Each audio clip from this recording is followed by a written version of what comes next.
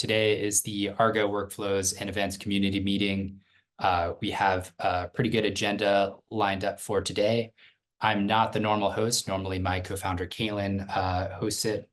He is unfortunately sick today, and so I'm going to be the substitute for this event. But my name is JP, and it's a pleasure to meet you if we have not met before. Getting into the agenda. So first item, the ArgoCon Europe schedule has been announced. It is going to be March 19th in Paris, France. If you did not get a talk accepted, please reach out to Kalen Urquhart, my co-founder and normal host of the Argo Workflows and Events Community Meeting in the CNCF Slack to get a presentation scheduled for next month's or the following month's community meeting. There were a lot of great talks that got submitted, and thank you to everyone who reviewed all of the talks. Unfortunately, there's a limited amount of slots and they can't pick all of them. So we would like to do the community members who spent time preparing their talks and didn't get accepted a solid and have them present at a future community meeting. If you get a chance, please go check out the schedule here.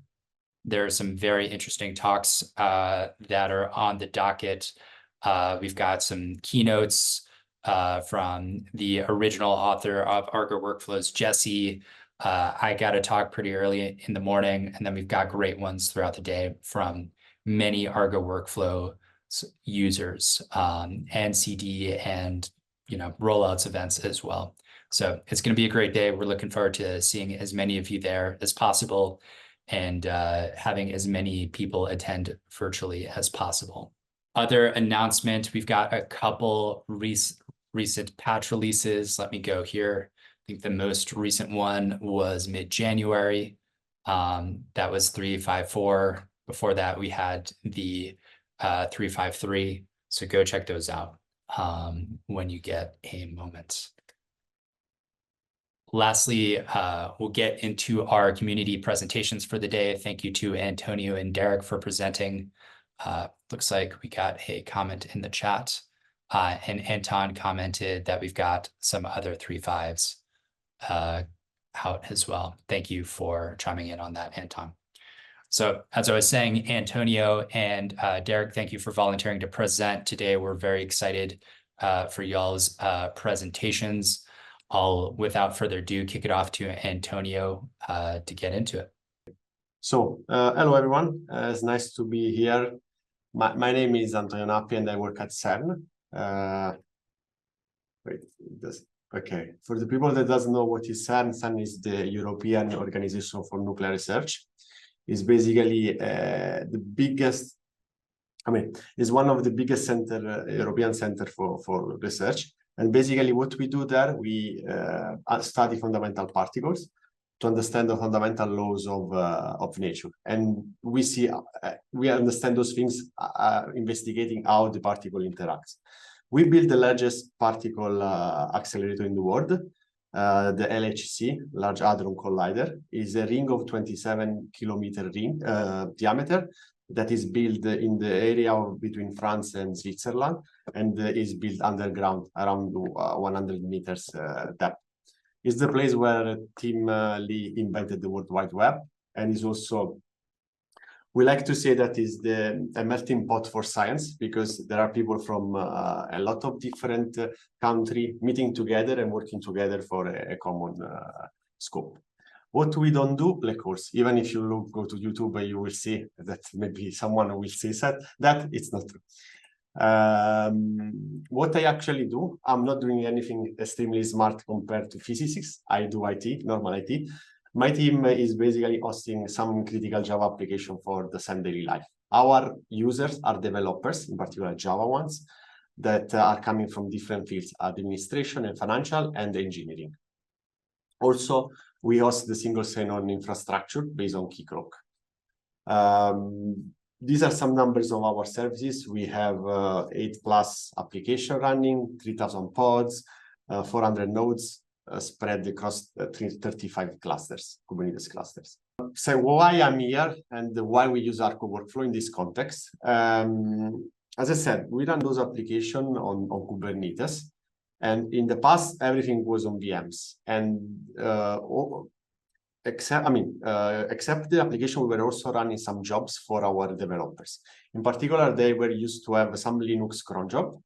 And these jobs could be whatever, PL/SQL code, Python, Bash, Java code. And basically, we provided them a big VM with all the dependencies where they just go and they find a cron job in the Linux format. This is one of the use cases why we started to look at the Argo workflow. The second one is Rundeck replacement. Basically, we had the Rundeck instance to run some interactive jobs. For example, deploying application or for internal usage of, I don't know, deploying some piece of the components. But this was also not the best solution for our Kubernetes. Neither of the two was a good solution for our new deployment of Kubernetes. So we started to look at Argo workflow in 2020 together with Argo CD. Nowadays, all the Argo workflow and jobs definition are in Git. So everything is managed via Argo CD.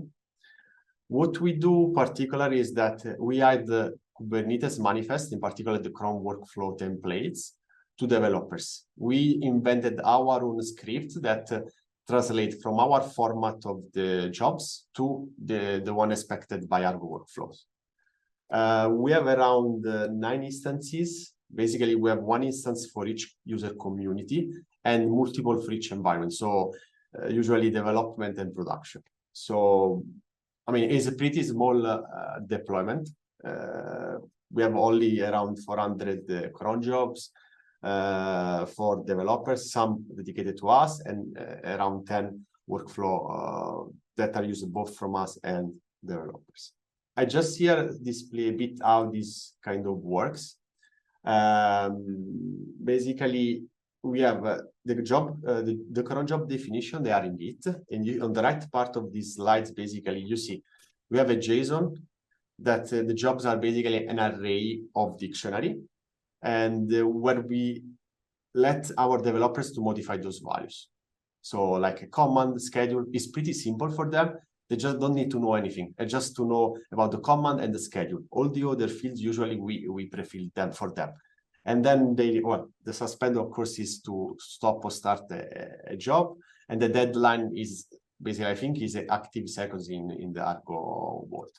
So what they do, they just go to the Git, they change these files, they push to the Git repo, and then there is Argo CD that is pulling these changes and running our custom script as a side containers of the Argo CD repo, and then deploys these cron jobs on the workflow cluster. It's pretty simple. And then, this is basically the structure of our Git repo. You see, basically, we have a JSON directory with all the jobs definition. And then we have actually a template directory where we define the Argo workflow templates. If you see in these slides, I have here a template field that is pointing to one of these templates that are in this directory. The idea is that the user, if they, for example, they need to mount an NFS, they can point to the template with NFS, or vice versa. If they don't need, they cannot. They could use something else. This is something that we invented in 2020. Maybe today there is a smarter way to do, but we didn't find yet. This is the Argo workflow. Is basically we expose the Argo workflow API to our end users to let them to push and to deploy applications. So basically what they do, they push code to their repository that usually are GitLab or Atlassian. So then there is a Bamboo or GitLab CI that runs and call workflow and deploy the application to our clusters. So what are the advantages that we found moving to Argo workflow is that together with Argo CD, we move everything to Git.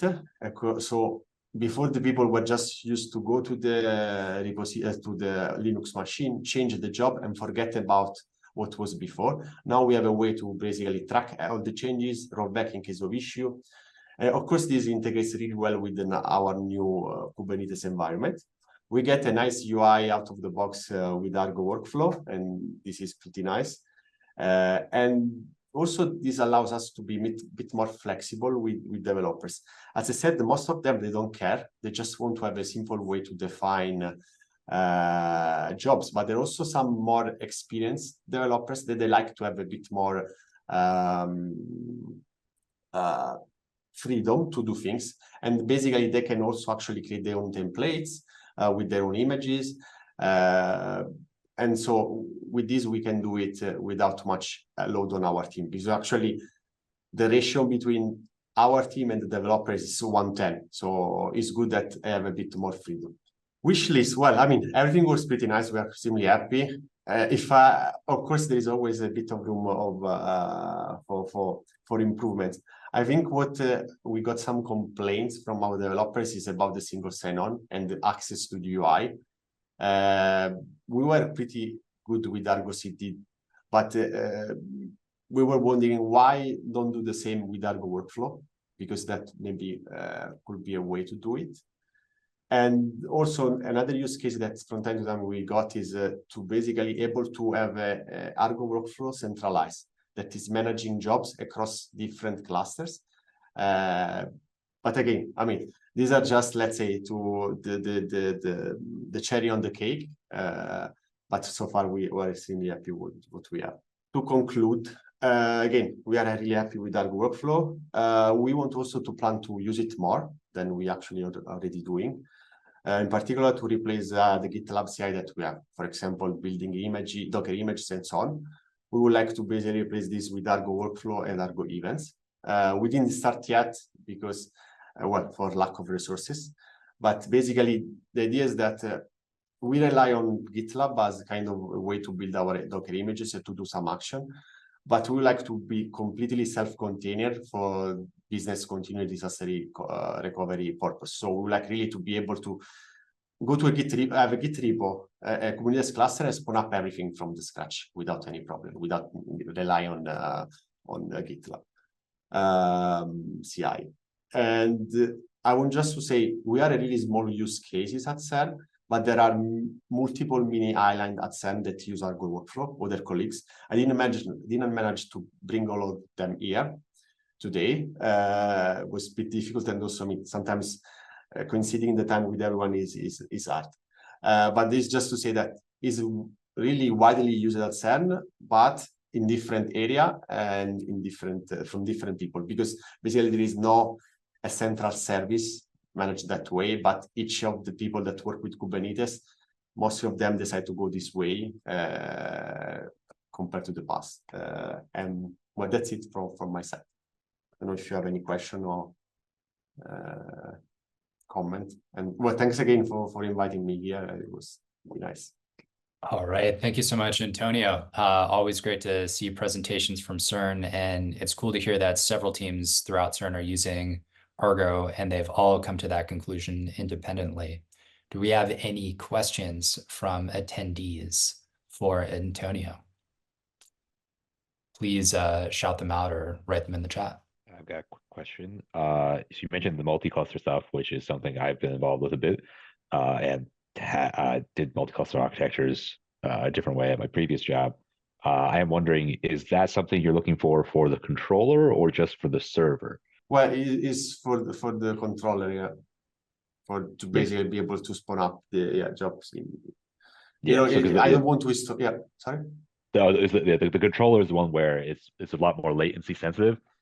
So that's where a multi-cluster creates more race conditions, because now you have the delay going between different clusters, and so you don't have the same. So let's say for small steps in particular, or for like short jobs, it's like multi-cluster is just not a good solution to that.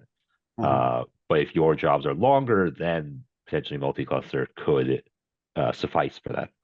We have both use cases. We have some small jobs that run, just 1 minute and then they are done. While we have jobs that I would say that are not really cron jobs, because they run for days. And that will be a good use case for, well, we should probably move to something else, but yes, I mean, it's not up to us, but yeah, we have a cron job that lasts days. And I think I've had those too from machine learning users who are running Spark jobs that run sometimes for 7 days. So well, usually they're monthly, so the cron schedule is not weekly at least. um, That's right. Thank you, Anton. Do we have additional questions for Antonio? All right. In that case, if anyone has other questions for Antonio, please put them in the chat. Again, Antonio, thank you so much for the presentation. Always very interesting to see what y'all are up to. thank you, guys. Cool. Next up, we have Derek presenting on Numaflow and giving us a project update. So Derek, we will have you take over the screen share and kick it over to you. All right. Thank you, JP. All right. Hello, everyone. My name is Derek Wang. It's been a while since last time I was here in the Argo community meeting to introduce the Numaflow, right? So if I'm not wrong, it was like March of last year. It's almost 1 year. So it's my pleasure to be here today again to give some more updates on the new features, new functionality about Numaflow. So first, in case you are not familiar with Numaflow, let me give a brief introduction about this project. Okay, I'm seeing there's some message in the chat. So Numaflow is actually a Kubernetes project used for stream data processing. And one of the reasons we started the project is actually because of the asks from Argo community. So everyone knows that Argo workflows can be used for batch processing, and actually a lot of people in the community are doing that, especially for machine learning engineers and data engineers. But there are also some asks from the Argo community saying, hey, can we use Argo workflows for streaming use case, right? I mean, the answer is not. It's not that easy to use Argo workflow to do that because Argo workflows actually terminate the pod after the job is done, so it's not easy to serve streaming use case. But anyways, we had this project and it's dedicated for streaming data processing on Kubernetes. So since it's Kubernetes native, which means it can run on Kubernetes, you also use Kubernetes native features to build the platform. Right? And it is language agnostic, so which means you can use whatever language you want to use to write your data processing logic. But we also provide some SDKs in different languages. Right now we have Java, Python, Golang, Rust to support you to write your own data processing logic easily in these languages. We have many built-in sources and sinks so that you can easily connect to those data source and data sink. You do not need to write any code for that. But you also have the capability and flexibility to write your own user-defined source and sinks, as well as the user-defined functions, which is placed to host your data processing logic, right?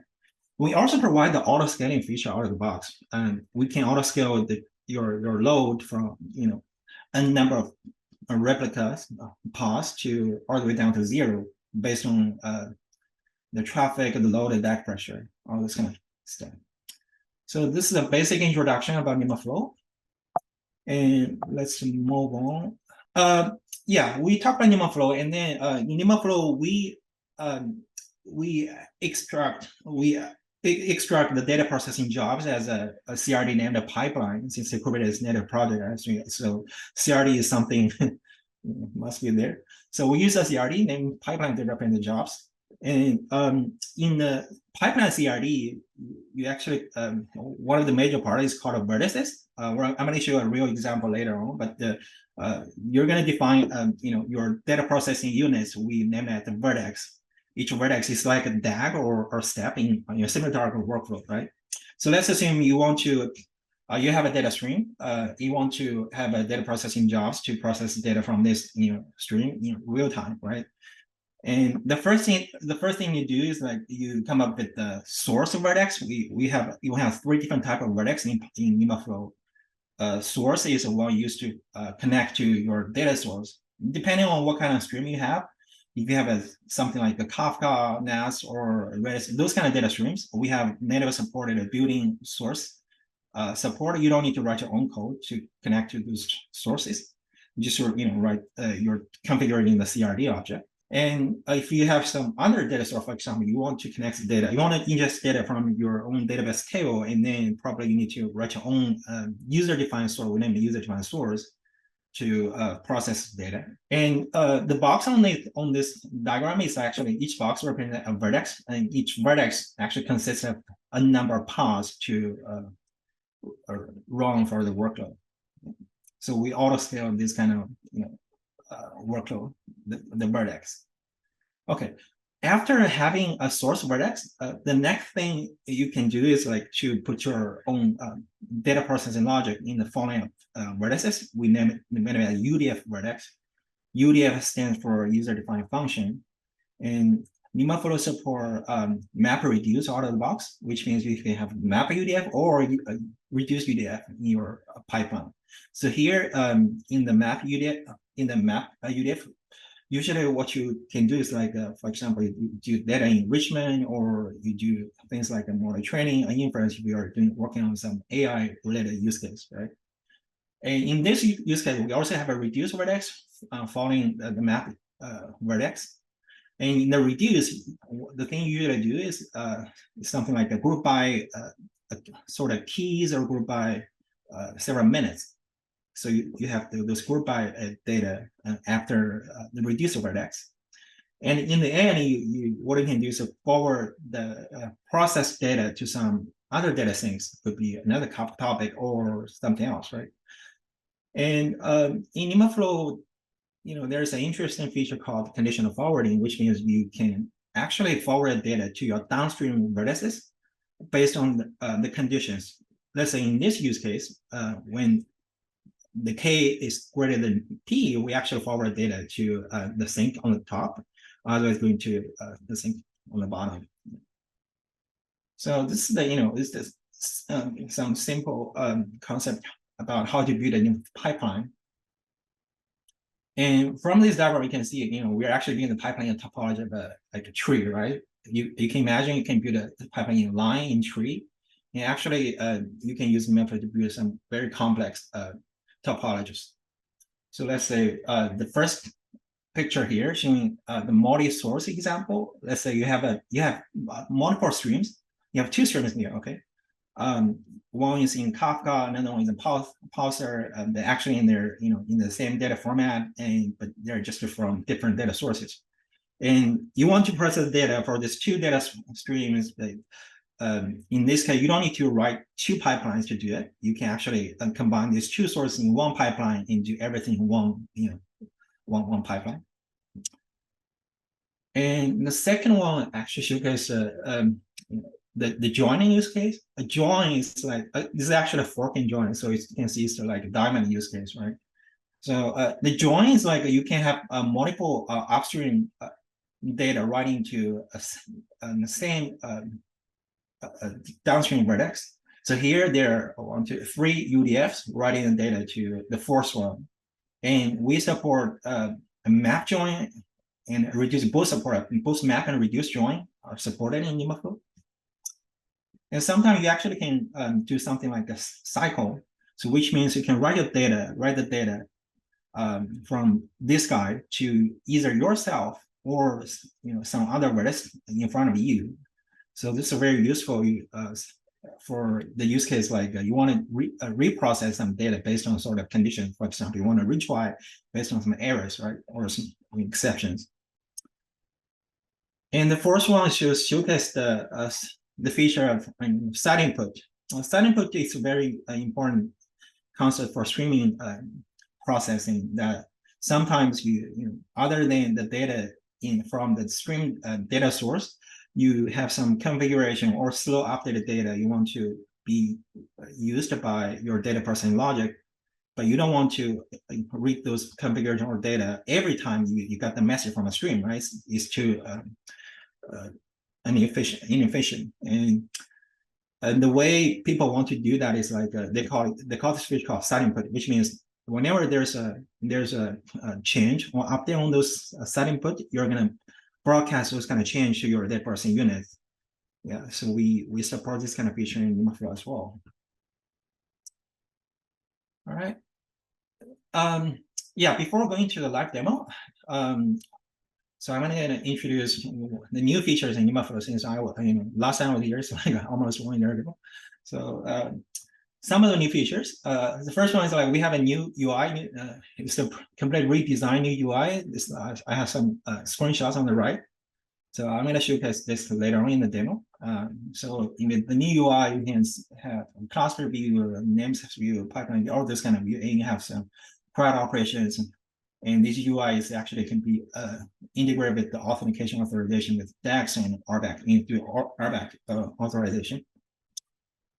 And we support multi-partition right now. This is to improve the capability. It's like a throughput we support right now.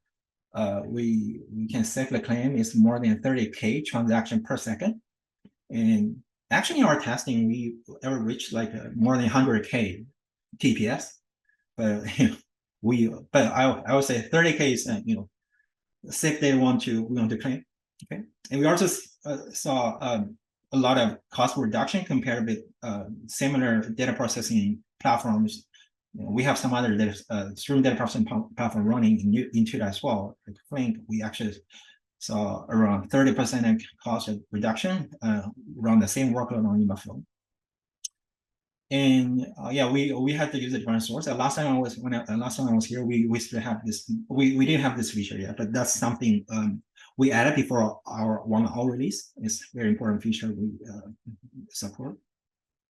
The next feature is called a source transformer. It's a very interesting feature that Numaflow support a watermark out of the box. And watermark is something we compute based on the event time, so that we can tell at which moment your data processing pipeline is working on. So basically it's for reduce and group by features, and this kind of watermark is computed based on the event time. And as you know, event time only can be assigned to your data processing pipeline at the source, right? So usually for each type of data source, we assign event time by default. For example, for Kafka, we use the log pending time as the event time, which means the data, the time the data reading to the topic, we use it as an event time, the by default. But sometimes this is not right? Your event must happen before that. So you sometimes you put your real event time in your message payload, and then we need something to extract those event time from your payload. That is running, Numaflow is running as a sidecar in your source vertex. We call it as a source transformer. We provide some built-in transformer. If your data format is like JSON, you can easily use some expression to extract those event time, or you can write your own data processing logic to extract the event time. And side inputs, that's something I already mentioned. And SDKs, yeah, as I mentioned earlier, we have for language support right now. It's just some resource probably that we didn't have other type of language support right now. But if you really want it, it's kind of easy to do. Okay. And next, I'm gonna give a demo about how to write a Numaflow pipeline. So the pipeline, the demo I'm gonna do is like I'm gonna come up with the smart, very simple pipeline which is used to do sentiment analysis. So sentiment analysis is like you give a sentence and then you give positive and negative judgment, right? So we're gonna use the Hugging Face model and use Numaflow pipeline to demonstrate the capability. You do some streaming analytics. Right? So in this pipeline, this is a pipeline spec. As I mentioned earlier, we call it pipeline. Right? And so there are two major sections. This first one called vertices.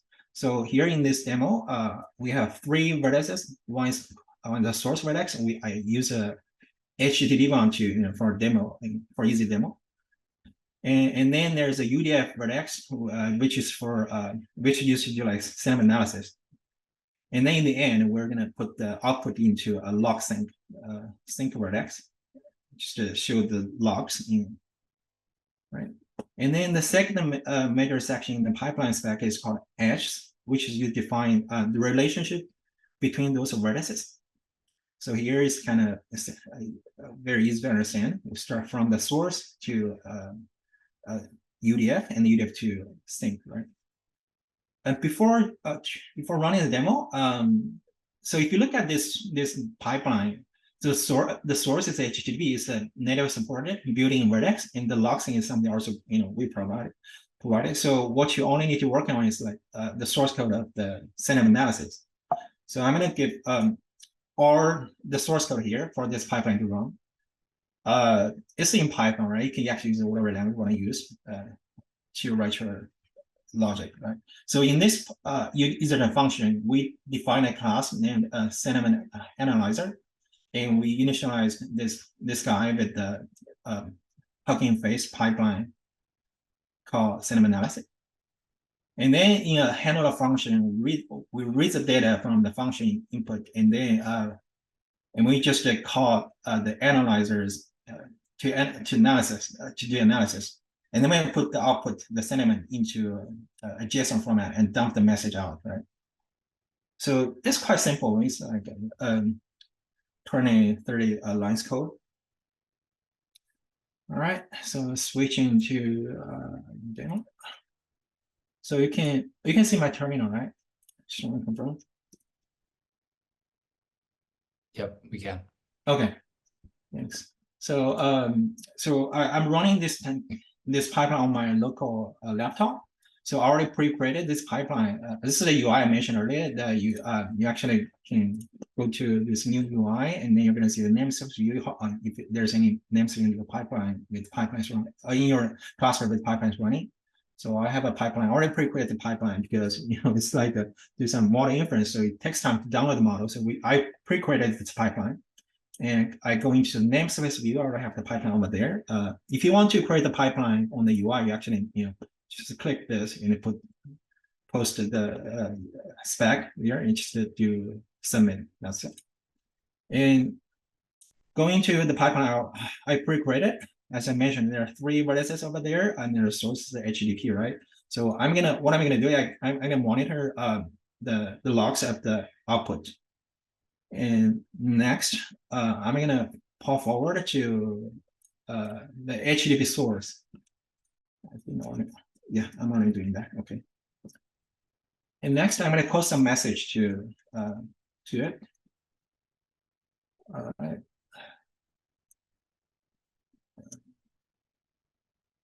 So I'm gonna use a curl, right? Post to this is good day. So I post a message.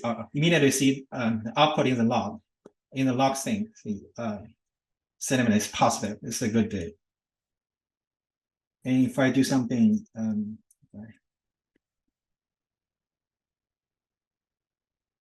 it is nice to be here.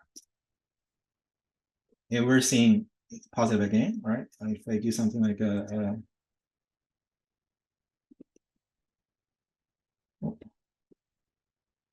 Wi-Fi is too bad. All right. So we're seeing the result is a negative. So this is a simple demo about how to use Numaflow to do streaming processing. And this is nothing, but if you think about the pipeline, it's nothing. It's very simple. But imagine if you can easily replace this HTTP source in the log sync to some other. For example, you want to ingest data from Kafka, and then you write the data somewhere else to some other data store, right? You can easily get a streaming analytics pipeline to do sentiment analysis. And the only code you need to write is just this. It's just your user function. Okay. And back to the slides. I think it's the last page I have. Just to introduce some use cases that Numaflow can be used. Yeah, of course, streaming analytics, right? You can analyze data in real time. Idea for stressing require instant insight response. Yeah, and we also use it to do machine learning ML ops. We actually built some products on top of Numaflow Intuit to do streaming, to do real time and training and anomaly detection stuff. And it's also event-driven. It can be used for event-driven applications. If you look at this Numaflow related stuff, it's actually sort of even triggering stuff, similar to Argo events actually, but they're in different. They're for sort of different use cases. But I don't want to dive deep into that piece. But you can imagine it can be used for event-driven applications. Yeah. I think that's all I have. Yeah, I'm open for questions. Any questions? All right. Thank you, Derek. Does anyone have questions for Derek? Anton, it looks like you might have one. I'm wondering if Numaflow is planning to integrate with like Apache Beam or similar type of like unified APIs. So for users who already have like UEFs written in the Beam SDK, if they could convert that and just run that in Numaflow.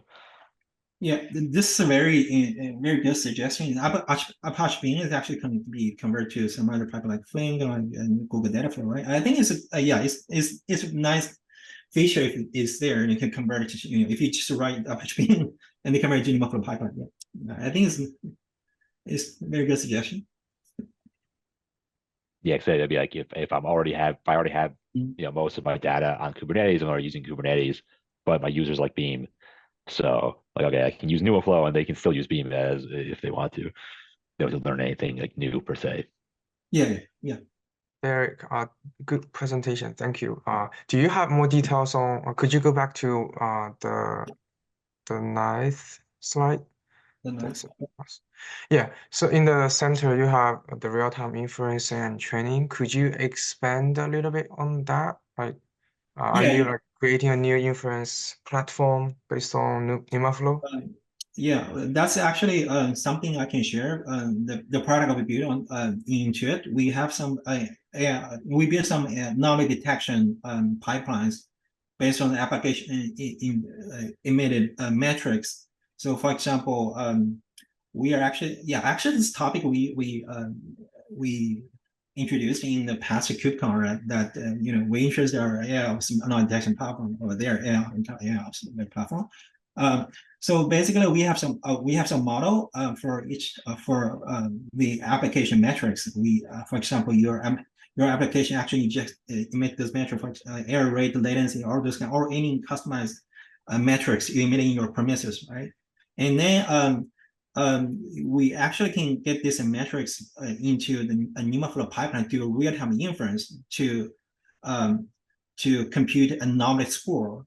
And we normalize the anomaly score into something like a number between 0 to 10. And then we have a threshold. So let's say anomaly score is less than 3. We consider everything is good. If it's over 3, maybe 3 between 7, it's kind of deviated. And then if it's over 7, and there's some issue with their application. And this kind of knowledge can be used in 2 scenarios. One is when your application is running, you should use your automated text pipelines keep running to monitor your application health. And the other use case is like we integrate with Argo rollout. So during rollout, we actually compute those kind of anomaly score for your canary, and then compare with your stable hash to see if there are any anomaly for your canary rollout. If there's an anomaly, which means there's an issue with your new version, and then we do automatic rollback. That is integrated with your analysis template with Argo rollout. Yeah. So we have this sort of product into it. We roll out to almost all our Grace clusters so that everyone can get this kind of capability out of the box. Does that answer your question? Yeah. It's kind of rough in production about that part. Yeah. Thanks. Other questions for Derek? Great. If anyone has additional questions for either Derek or Antonio, I'm sure y'all can ping them in the CNCF Slack. Similarly, if you have any community presentation ideas in the future, please ping my co-founder, Kaylin. Thanks everyone for coming to this month's Argo Workflows and Events community meeting. We're looking forward to seeing y'all next month. Have a good day, everyone. Bye.